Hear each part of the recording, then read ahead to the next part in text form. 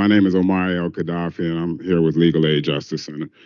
And so I started combing through the eviction dockets and, going visiting the courtrooms, and I saw things that contradicted the common narrative that we see about public housing residents. A lot of residents are not just paying minimum rent. And, some people are paying $600, $1,100 a month in rent. So you can imagine how that can accumulate very quickly into thousands of dollars for a repayment agreement.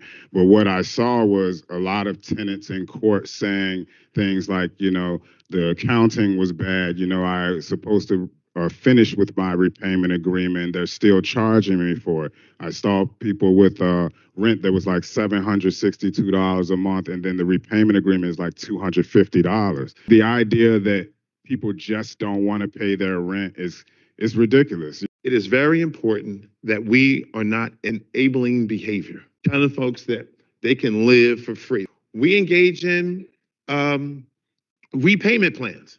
They may be paying like $700 a month in rent, but then every month they have to pay like $250 extra dollars for the repayment agreement. And, they can handle that for a few months maybe, and then it becomes unsustainable. They default on the repayment agreement, and then RHA will bring the entire balance back forward on their ledger and then take them to court for eviction. Last time I was here on March 14th, I said that I would pledge to look at that case, that small number, to see what we can do. So what I'm asking, we had people who went last week that you could take possession of the units. That's right. That's Okay, that's 21 families. Okay, so I'm asking that we press pause on those families. And then we have the other 100 that we get to the table and then go through that and figure out how it is that we assist those families as well. That's what I'm asking. Equally important, we said we would look at those that had modest balances to find funding so that they would not get to the place of eviction. I'm sympathetic to it because I grew up in public housing.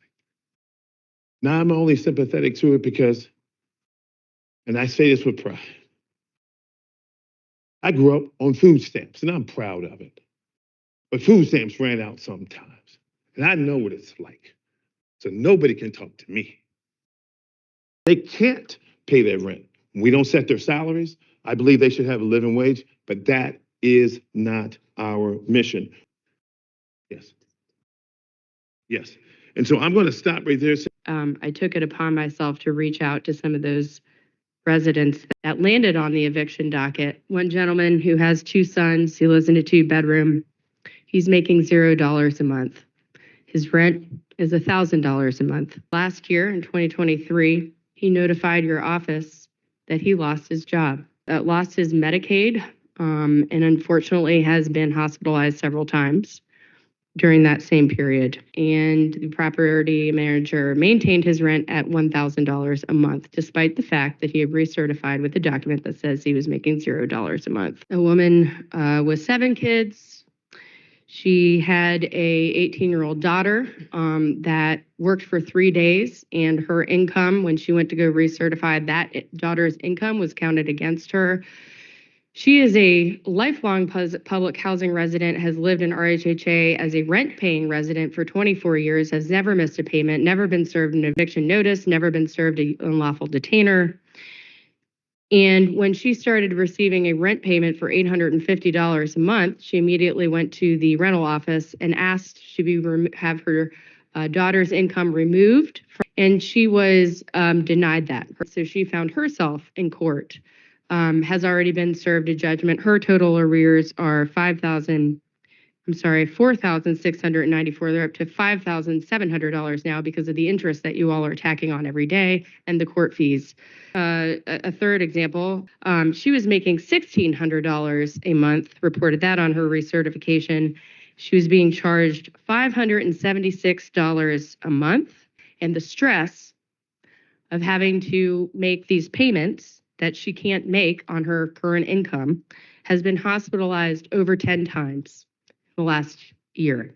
The repayment plans that you all have people on, Ms. Green was quoted in our last meeting as saying that over 30% of the residents that have been added to these repayment plans have defaulted. And to me, it appears that you all, the ultimate outcome here is to try and get the totality of $3 million cleared off of your books. Is that correct? That's a lot to unpack. You asked one question and you asked about, Just answer that last one. oh, just that one? Yeah. Mhm. Yes, that is one of our goals, is to get that accounts receivable off our books as a result of being years and years being too compassionate. I don't know that compassion is really how I would categorize RHHA and the repayments and everything that has happened here. However, I will say this, Councilmember Newville, I will say this. This feels like a little bit of a shakedown. I feel that since we've brought this to light, you have seen an opportunity to get your books cleared, and there is an expectation that the city is going to fork over the money to do that. And I question whether or not that total amount that you're, asking us to pay or asking residents to pay is, one, accurate based on the information I just shared with you, and two, why would it be our responsibility to make RHHA's books whole if their accounting is not correct, and these residents have found themselves in very unfortunate situations to no fault of their own? I, as superintendent, and my partner, Chair Rizzi, both strongly object to the eviction of RRHA families. We have a lot of young people who live in RRHA developments, and more often than not, these are the young people who need the most support.